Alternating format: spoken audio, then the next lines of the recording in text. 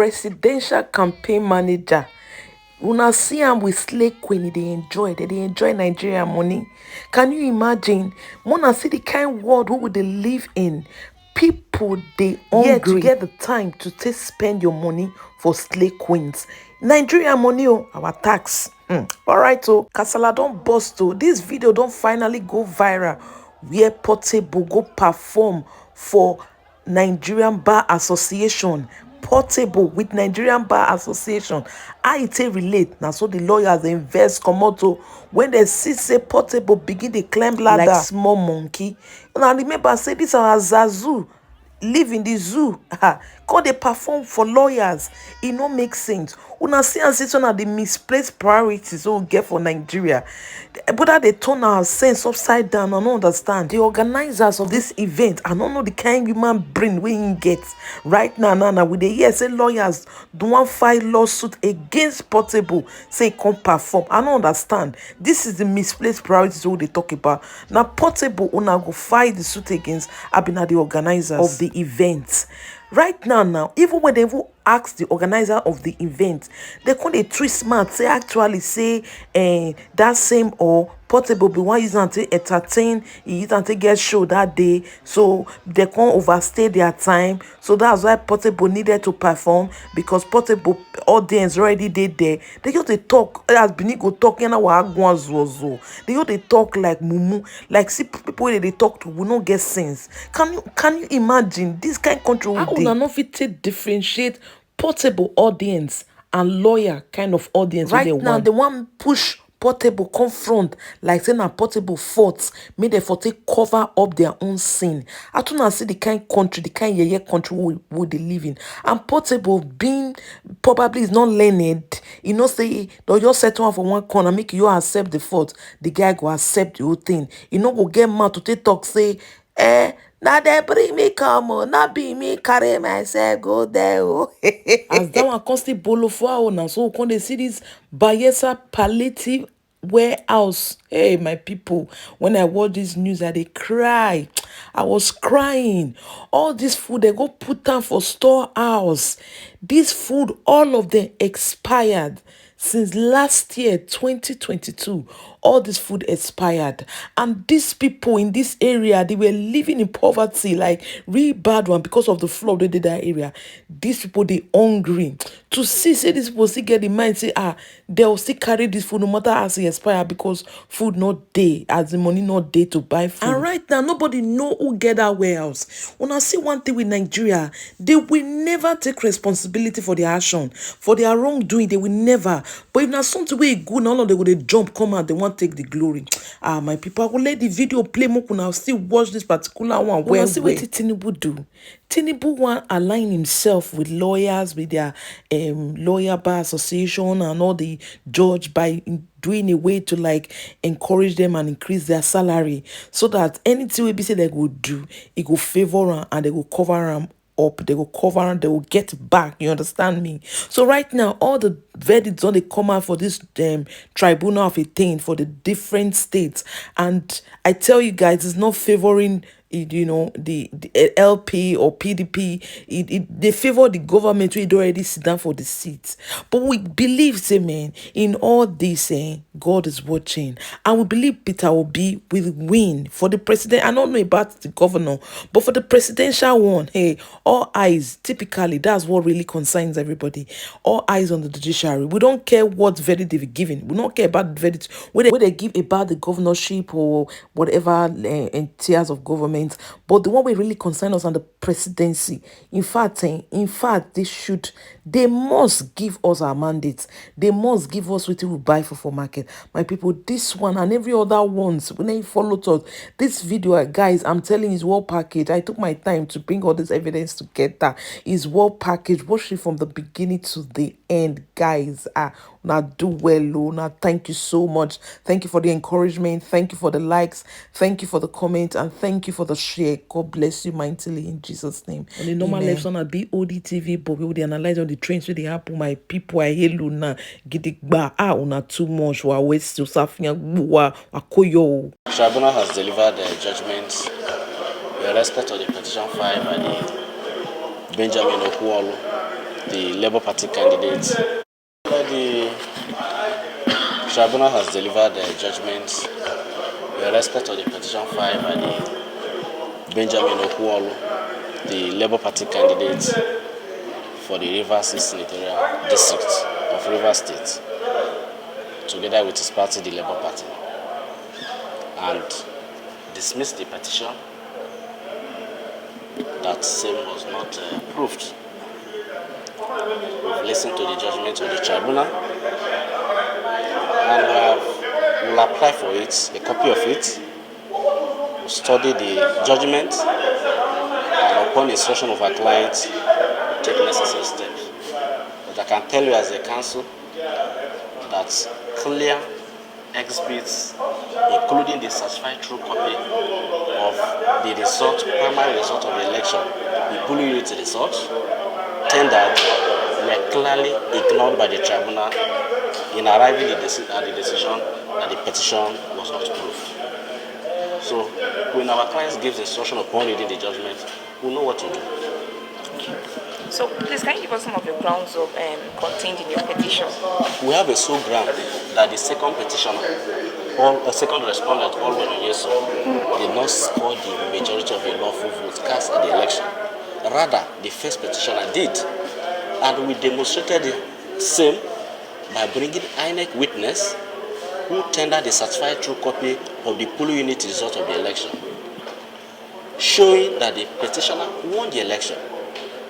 But those exhibits were not properly evaluated and considered in arriving at this judgment. So the judge made mention of you failing to include the certificate of return which was given to the second respondent in your initial petition.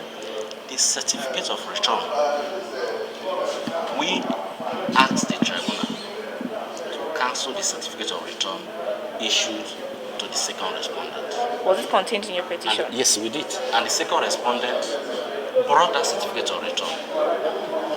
And that certificate of return,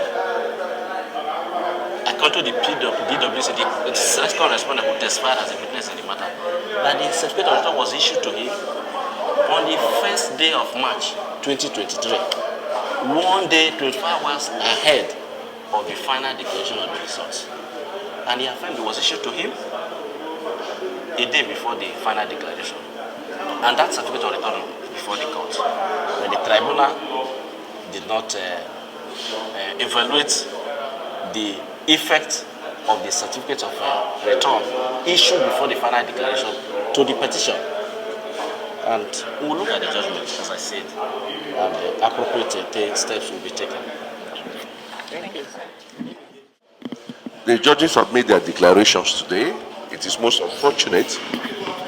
We took refuge in the law court, hoping to get justice. But you all observed that the judges threw most of our evidence away. They just dismissed them. They didn't give emphasis, they didn't evaluate them, particularly the certificate of returns that was given to Ololeso and PDP on the 1st of March, when the electoral process was completed on the 2nd of March. That was a big dent, but they never evaluated it. They talked about the IRF results. They dismissed our IRF results, that IRFs were not very important. And what they forgot to note is that the IRF results are consistent with the polling unit results. The difference of the polling unit results and the IRF is that the polling unit results are the ones given to agents at the polling unit, and that the same results are the ones, uploaded in the IRF portal.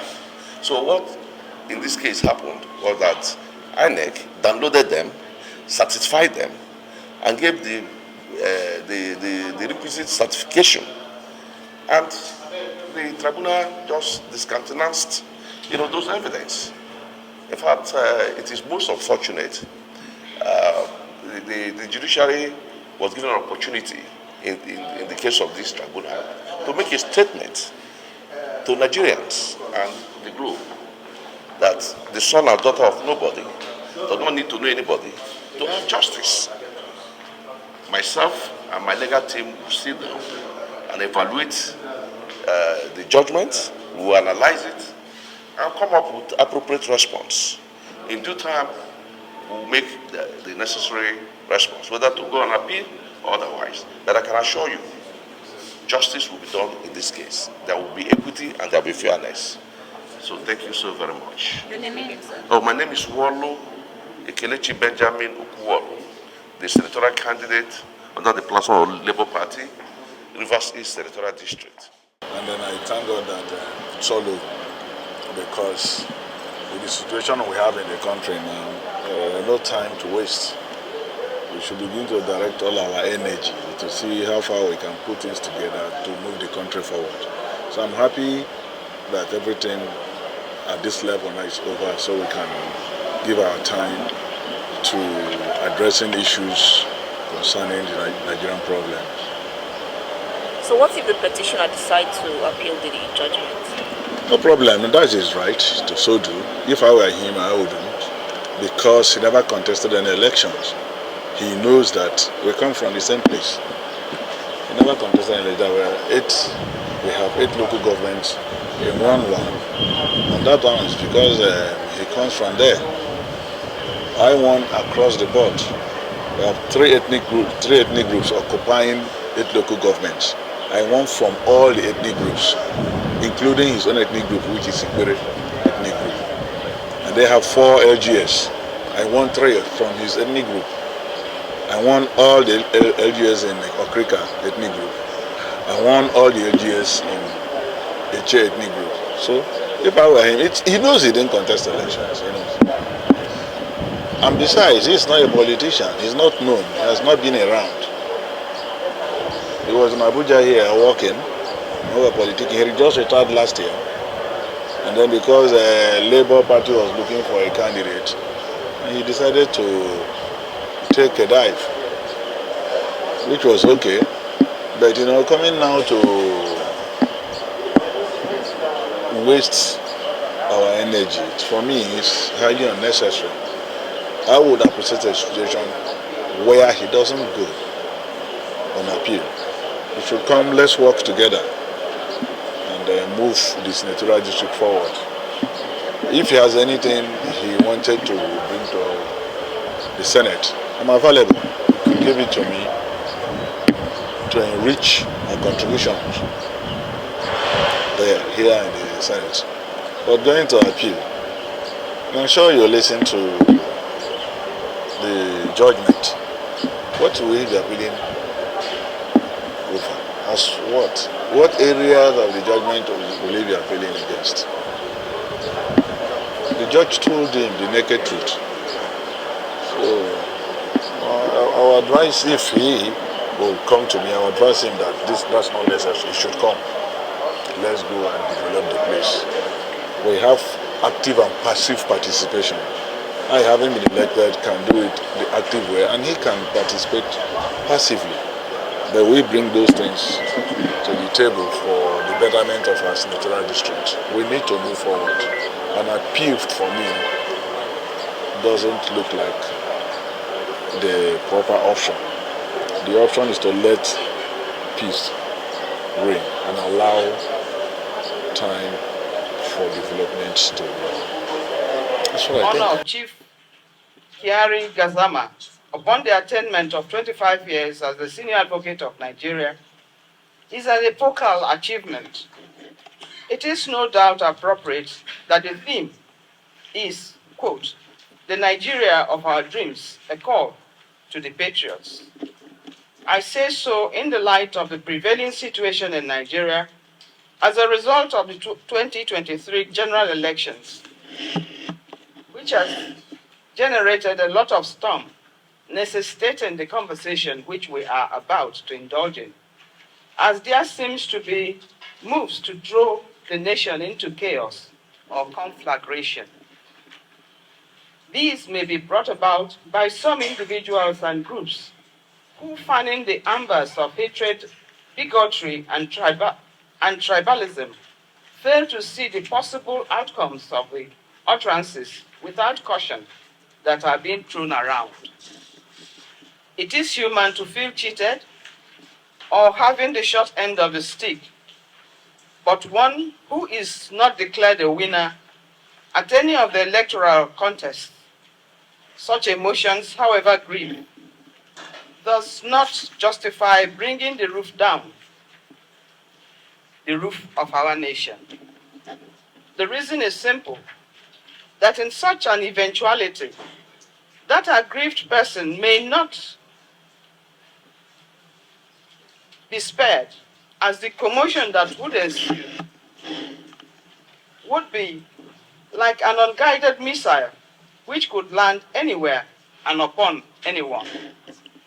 Therefore, in ventilating our points of view and facts at the electoral tribunals or other courts, a sense of responsibility from all parties is demanded. The situation does not call for the blackmail of the judges or the posting of speculatory hypotheses, giving them such a life of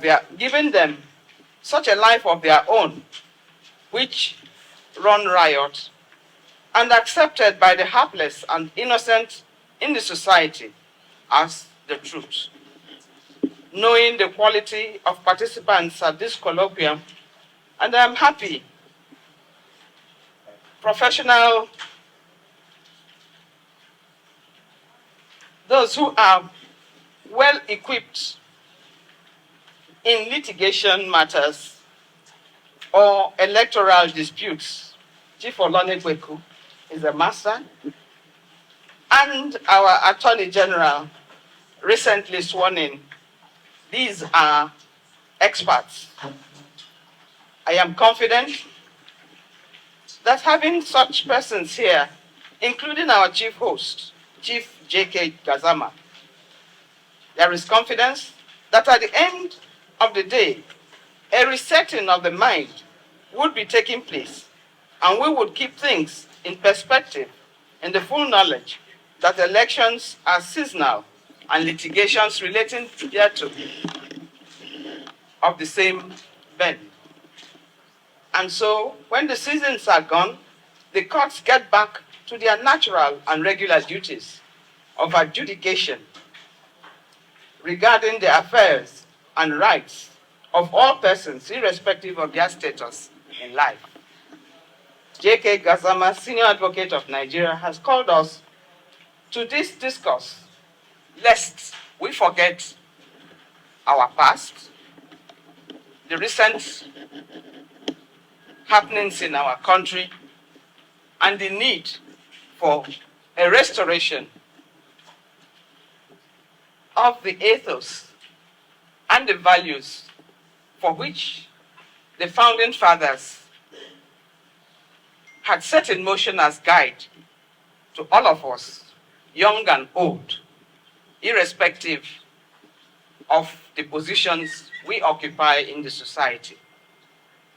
We all have to get our acts together and rebuild our nation. Oil bunkering and the rest, the government is very, very active. But we don't see them, we don't see corresponding activeness on the issue of illegal mining that is happening in Zamfara and other places, depriving Nigeria of the needed revenue for development. When we come to a forum like this, that issue is not raised. What is really happening in Nigeria? Thank you. I am from Puerto Rico, where there are many oil flow stations. But believe you me, we don't even have a drinking water. Not to talk of a secondary school. I schooled in Benue State, Chilegado College. I am one of the pioneers students. My father was a fisherman in Benue River. And that's why I was opportune to school in Benue State, Chilegado College, 1974.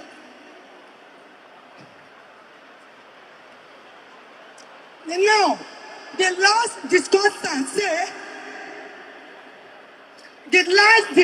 said, they have uncountable security agencies in the in the riverine area to check bunkering. Good enough. Good enough. What a jolly fellow you are. Good enough. That is good. You have killed all of our boys. We don't have money. It's when I travel to the village, I buy garri. I buy fish. Carton of ice fish to go and share for my people. Because of our village, there's no more fish in the river. Now you say federal government, you don't even give up secondary school, and you have the God enough to budget trillions to buy aircraft. Madam. No. No. Next question. I'm ready to die for my people. I'm ready to die for my people. Excuse me. The world, the international world is hearing me. Adjust your way and I. Let Adjust Owoye and I press courses. You have made your point, madam. Can you relieve her of that You come to kill us.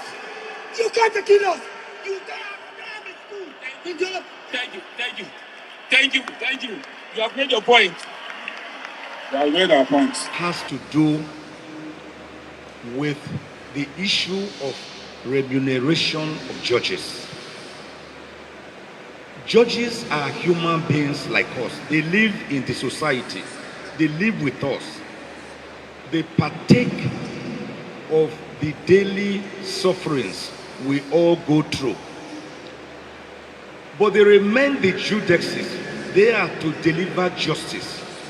Justice which is said to be rooted in confidence. Now, Billy Graham once told us, if you lose wealth, you have lost nothing. If you lose health, you have lost something. But if you lose character, you have lost everything.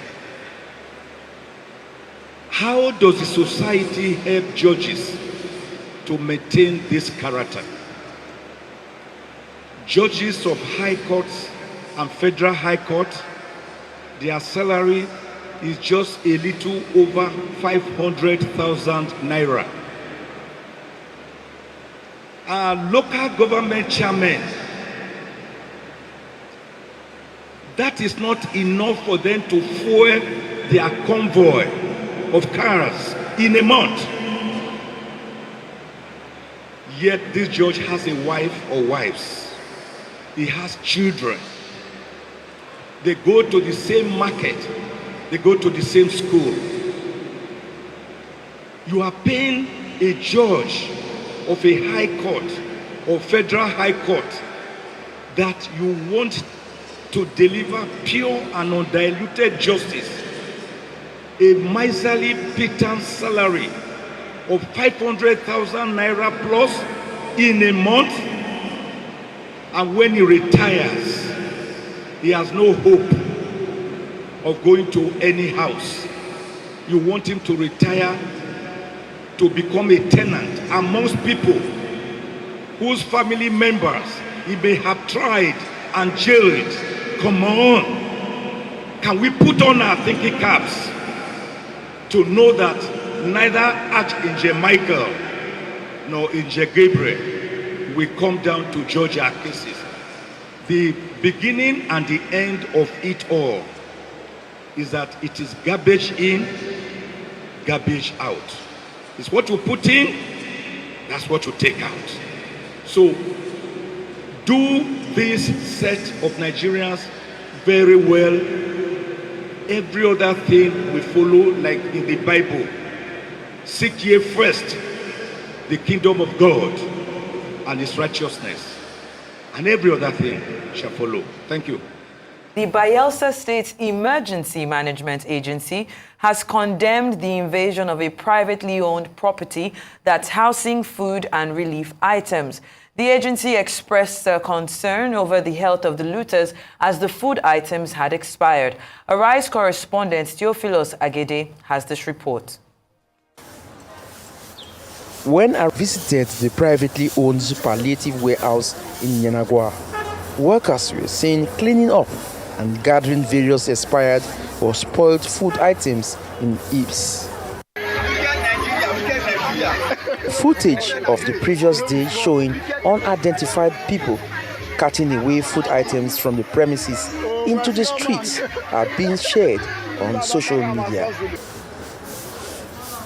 The Director General of the Bayelsa State Emergency Management Agency, Walamami Grubia, provides an insight into what happened. Since after the 2022 flood, the warehouse has not been cleaned. I went around, I saw some spoiled items, few bags of rice, few bags of gari, and some bags of beans, few, less than 10 or thereabout each, and decided to bring them out so that we can get a truck to do the evacuation to the dump site. So by the time we finished, it was a little bit late. And I left here a few minutes after 7 p.m. yesterday. By the time I retired back home, I had a call that the warehouse has been invaded. Some residents, apparently burdened by economic hardship, were seen loitering around the premises. They come to clean up for the place, and when they clean up the place, women come because hungry day. Women come to collect something. Something don't spoil. Rice, gari, beans, everything don't spoil. We need their help. May they support us, because this side now flood side. As when the flood don't come, everything down there expensive. So now as everything down there expensive, so money no day again. So may government try help us. Igrubia is unhappy over what he calls an attempt to politicize the incident. He says there is no attempt to hoard the food and that those who looted the commodities should get to see healthcare professionals as the items in question were expired food. It was during the peak of the flooding that we were offloading those rice. So some of the rice got soaked. The gari, even at the process of distributing during the 2022 flooding, we noticed that some are black because of the bulk purchase we did. My fear is that those are very spoiled and expired items, and it's very, very unhealthy for anybody to consume. We need security in all the warehouses to protect, more especially what is kept there, so that it can go around to everybody. Every warehouse is a suspect. Theophilus Agidi, Arise News. You know, this particular story, Mr. K, really breaks my heart for a number of things. One, as you were just talking about how people are even trying to, are looking at closing their farms because they're not making a profit. At a time where President Bola Ahmed Tinubu has declared a state of emergency when it comes to food, at a time where because of fuel subsidy and because of the current, harmonization of the naira and the dollar, we're seeing high inflation.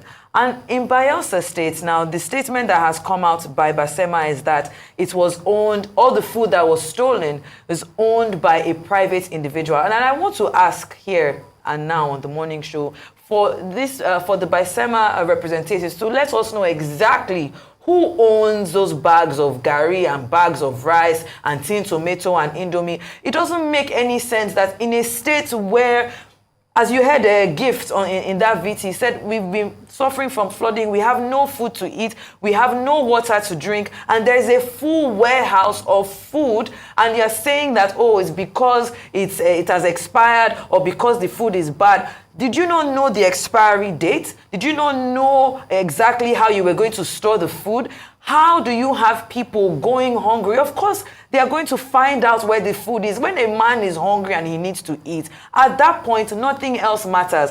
Part of the statement that he has put out is to, they're pleading to people not to devour these foods because they've expired or they might have gone bad. But you need to also understand that if someone has not eaten in 3 days, if anything they find in that moment, they're not thinking about whether it's expired or not. They're just thinking about feeding their families. So how do we avoid these kind of things happening. I remember back in 2020 when the exact same thing happened, palliatives were distributed to different local governments. And what did people do? They took these palliatives and they kept it because they wanted to use it for the forthcoming elections. And I know that he's come out to say, the Bisema representative has come out to say that, oh, let people not politicize this. But it's very hard not to do so. How is it that we're seeing a repeat of the exact same thing? Stop hoarding food. Let's stop being greedy. Let's stop harming our own nation. It's food. Now, you're saying the food has spoiled. So,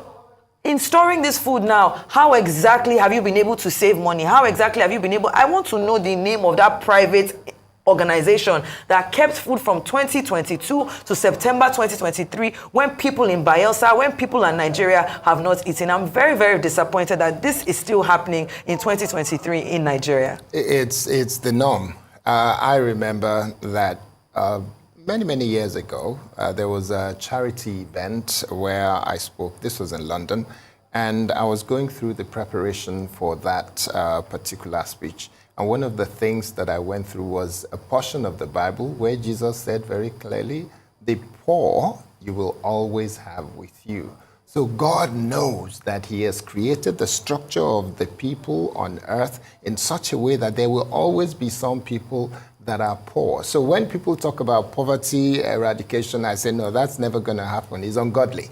But poverty alleviation, yes, that makes sense and that should happen. Now, moving to the subject matter, the poor you always have with you means that it's not only in times of emergency or flood or fire that you're looking out to help the poor. You cannot have the poor in your society, in your community, in your state, in Bayelsa, and then you have food that are kept in a storage until they get to become expired. And you have a reason to be proud of the fact that they're expired, and you want to go and destroy them when there are people going hungry. How does it make sense that you want to go and destroy something that people could have consumed? There are people that have lost their livelihoods. There are people who have lost their job. There are people who would have died of hunger in Bayelsa State because they just can't afford anything. And those people could have been saved by this. The poorest of the poor are the ones that we should all, every single one of us, within and outside Bayelsa State, we should look out for them. So those poorest of the poor are the ones that this food and products and materials and things that people should have fed on should never be allowed to go stale, should never be allowed to become expired. We should have done something about it. And the governor of the state, he has to say he is sorry for this, that under his watch, this kind of thing happened. The governor should apologize to the people and make sure it never happens again. And then make every effort. All the people that we saw that are alleged to have looted something that was meant for them. It was meant for them. It's for the poor people. And it is the poor. You didn't see anybody coming in a Jeep or coming in an SUV to that particular spot trying to put a bag of rice in their car. No, it's the people that can't afford to buy bags of rice. Those are the people that you see there. We gathered here discussing democracy. Democracy is under threat in Africa. Very serious. I'm sure you know what happened yesterday. You know what happened last month. And it's going to continue. Oh yes, there's no apology about it. I can predict with mathematical exactitude. Up to 3 years ago, all the member states of ECOWAS were under one form of civil rule or another. Don't call them democratically elected government. Civil rule. 3 years ago. But what has happened? We have recorded 4. The number is ongoing. Chad. Now Gabon. They are all close to us. But what's the link between Nigeria and Chad and Gabon? How many Nigerians are there? If you must know, many Nigerians are trading in Gabon. We have a lot of relationship. That country is one of the richest in Africa. It's the 5th largest producer of oil. The population is 2.3 million. Everybody should be living like a king. But the poverty rate is 33%. In that country, small country, the bongos took over the country with their friends, buying riches, houses all over the world, including France particularly. Nigeria has a GDP of 4,900 now as of 2020. While Gabon, the per capita is $14,000. But while poverty rate, while 40.1% of Nigeria live below poverty level, in Gabon is 33%. That's why you are the coup. None of these guys, including those who are planning to invade Niger, none of them will say preventive diplomacy. Can we talk to these our colleagues to allow democracy in this country? One of them came here 2 weeks ago, and I was just laughing, from Central African Republic, to pledge the loyalty of ECOWAS, the Central African Republic, to say we are with you in invading Niger. We want democracy. In his country, the guy had just removed judges who told him it is illegal to have a third term. Central African Republic, the country of Bokassa. Now, he removed the judges who gave that ruling and manipulated his way for a third term. And for here, please, Honorable Senator, please be careful. Distinguished Senator, be careful. Don't provoke Nigerians to mutiny. Please. Because some of the things going on there, we're in trouble. Sir, 70 billion naira for palliatives for 469 people. And when we say no, they say no. It's for facelift of the National Assembly. No, sir. 3 years ago, 37 billion naira was the amount for facelift of the National Assembly. That contract has not been fully executed. There is no review of the contract. So you can't talk of 70 billion naira for facelift. Secondly, 40 billion naira to buy exotic cars now for leadership of the National Assembly. It's not going to be allowed. The latest provocative news from the National Assembly is that 54 billion naira has been earmarked for constituency projects for 360 members of the House of Reps. It has come to 150 million per person. Under these austere conditions in town. So when these figures are oozing out of the National Assembly, Nigerians have been provoked. The military has been honest to say we are under pressure. You didn't read it. To dismantle this rickety political system. But somebody told them, go and deny it. And they denied. Oh, we are not under pressure. But we can read between the lines.